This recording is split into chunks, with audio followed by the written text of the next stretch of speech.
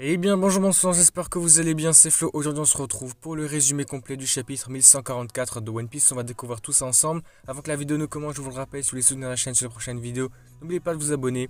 Et donc c'est parti pour ce chapitre qui s'intitule Le temps des guerriers. On connaissait pas le titre du chapitre avec les premiers spoils, donc là c'est le temps de le découvrir. Donc le temps des guerriers, ok, ça peut être pas mal. Le chapitre commence avec Franky et Ripley. Ils arrivent dans un étrange bâtiment qui semble avoir été construit à partir des restes d'un ancien robot géant. D'accord. Le sommet du bâtiment ressemble à la tête de l'ancien robot, l'ensemble est entouré de plantes. Franky va dire mais qu'est-ce que c'est que ce bâtiment, ça respire la science. Ripley va répondre ah oui, toi tu es un cyborg, alors je savais que cet endroit t'exciterait au plus haut point. Pourquoi une telle chose dans cette nation de guerriers? Lilith et Bonnie rencontrent ensuite Franky dans le bâtiment. Bonnie va dire que l'intérieur est incroyable. Ripley explique que l'ancien robot aurait plus de 3000 ans. Ah ouais, là c'est vraiment énorme. Vers la forêt, ensuite, nous pouvons voir des géants se battre contre le monstre Dragueur. Donc Brooke se demande si ce monstre n'est pas la version géante de lui-même MDR. Ah ouais, d'accord, ok, ça peut être hyper drôle à ce moment-là. Les géants du village n'autorisent pas les chapeaux de paille à se battre puisqu'ils sont considérés comme des invités. Colon n'est pas non plus autorisé à se battre. L'ami appelle ensuite Jarl et l'emmène au garde géant blessé en lui parlant des intrus dans le château. Jimmy ensuite va dire si nous rencontrons des phénomènes étranges dans ce monde, il vaut mieux penser que c'est l'œuvre des fruits du démon. Jarl, donc à un autre géant, va dire prévenez tout le pays que deux intrus humains se sont infiltrés chez nous. Brooke va dire attendez, mais d'après la quantité de ces phénomènes, nous devrions supposer qu'il y en a plus que deux. Là, j'imagine qu'ils discutent à propos des monstres qui apparaissent issus des cauchemars des enfants, mais c'est juste dû à cause du pouvoir de Summers. Donc on pourrait croire que c'est plein de personnes qui sont là, mais en vrai, c'est juste à cause de son pouvoir à lui seul. On continue, Nami va dire qu'elle ne pardonnera pas à quelqu'un qui essaie de kidnapper des enfants. Usopp propose également de se battre aux côtés des géants, mais il le dit d'une voix plus de peur. Ah ouais, il a plus peur de dire ça, mais il dit ça pour faire semblant. Ok, il est courageux en fait. Mais Jarl leur interdit à nouveau de se joindre à la bataille. L'équipage du chapeau de paille voit alors Colon transporter ses affaires dans son petit Sval. Colon va leur dire qu'il peut voyager sur son bateau, mais qu'il doit en être le capitaine. Le groupe va alors accepter l'offre, et Colon monte alors sur son Sval avec Usopp, Jinbei, Nami et Brooke. Colon va leur dire allez, levez l'ancre, les pirates de Colon. Carrément, il s'est formé son équipage, ça c'est drôle. Ensuite, on revient vers la forêt. Nous voyons que les chevaliers divins sont toujours assis à la table luxueuse. Gunko va écouter de la musique avec des écouteurs portant les lettres TD, ok d'accord, tandis que l'annonce des géants est entendue dans tout le pays. Les gens vont dire à tout le monde du soleil d'Elbaf, nous avons identifié l'existence d'humains autres que l'équipage du chapeau de paille au château d'Aurust. Nous pouvons déterminer qu'ils sont clairement nos ennemis. Ok, donc là l'annonce est faite. Là je pense que la dinguerie va arriver prochainement, ce qu'on a vu avec les premiers spoilers. Summers va dire Gunko a encore son rituel d'après-repas. Gunko répond ce n'est pas un rituel mais c'est juste ma préférence. Avoir quelque chose que l'on peut emporter avec soi, ce n'est pas mal. Quelle est votre chanson préférée déjà? Gunko va lui répondre que sa chanson préférée, elle s'appelle New World. Donc on ne sait pas vraiment ce que ça veut dire, à quoi elle ressemble, on ne sait pas du tout. Mais en tout cas, on a l'information. Summers lui répond mais vous n'êtes pas content de l'état actuel de notre monde. Et Killingham arrive à ce moment-là aussi en disant Summers mais ce n'est pas bien de juger les préférences des gens. Ah oui ok pardon.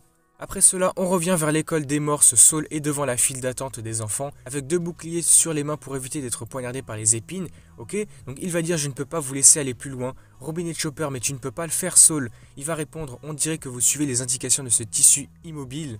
Mais cette chose pointe vers les flammes, c'est la mort assurée si vous continuez tous. Je vous arrêterai quoi qu'il arrive. On voit vraiment qu'il veut les protéger, forcément c'est son rôle aussi quelque part. La première fille s'arrête lorsqu'elle touche l'un des boucliers. Cependant, le deuxième enfant de la file entre en collision avec la première fille, et tous deux sont piqués par les épines invisibles et crient de douleur. En fait, là, je viens de me rendre compte, je me suis trompé tout à l'heure. Je disais, le pouvoir issu des cauchemars des enfants, c'est le pouvoir de Killingham, c'est pas le pouvoir de Summers. C'est là le pouvoir de Summers des épines, et donc en fait, il est aussi fort que ça. C'est-à-dire que les enfants eux-mêmes endormis et prisonniers peuvent se faire toucher eux-mêmes par les épines. Attends, ça peut être doublement trop fort en fait. Parce que quelque part, tu pourrais endormir les deux personnes et faire en sorte que les deux se rentrent dedans pour se faire mal. Ça peut être vraiment fort quand même de ce point de vue-là. On continue ensuite, Robin et Chopper sont en état de choc, forcément j'imagine quand tu vois ça. Quand tu es face à cette scène-là, tu vois des enfants pris de douleur, etc. Non, c'est juste horrible. Saul décide d'utiliser une corde pour tirer les enfants en queue de fil, un par un, mais il est soudain attaqué par le monstre Fenrir. Il semble que les monstres gardent les enfants, ne permettant alors à personne de les arrêter. Retour au village ensuite et à la forêt, les géants ont finalement vaincu le monstre Dragueur, mais avec beaucoup de difficultés. Soudain d'autres monstres arrivent et les attaquent. Attends, mais là ça peut être fou, c'est-à-dire que les monstres invoqués donc par Killingham ont bel et bien une puissance énorme. Donc là ça peut être vraiment chaud, vu la quantité de monstres qu'on a pu voir, il y a une armée j'imagine, donc là ça peut être très chaud. Puis ensuite dans une double page épique, les pirates géants arrivent dans la forêt en volant avec le Great Eric. Là c'est bien Doré et Broggy qui arrivent et qui détruisent 3 des monstres, le dragon, le géant barbu et le monstre au chapeau en une seule attaque puissante. Donc c'est leur fameuse attaque. Donc là Doré et Broggy vont créer le nom de l'attaque, Akoku Sovereignty. Cette fois-ci on continue avec un autre personnage incroyable, donc là Scopper Gaban qui arrive. Il est avec les pirates géants sur le bateau, il tient une hache dans une main et une bouteille de saké dans l'autre. Gaban est prêt à se battre lui aussi. Il va dire: je ne comprends pas pourquoi vous avez dû devenir sobre. Les gens de la forêt vont rigoler en disant: ce sont les boss, non ce sont les guerriers géants pirates. Broggy va dire: désolé, nous sommes en retard, c'est un tel gâchis de faire ça, mais on a vomi tout l'alcool, donc pour redevenir normal, ah ouais attends c'est stylé. Doré lui va dire: nous nous occuperons de tous les monstres, vous vous occuperez des enfants.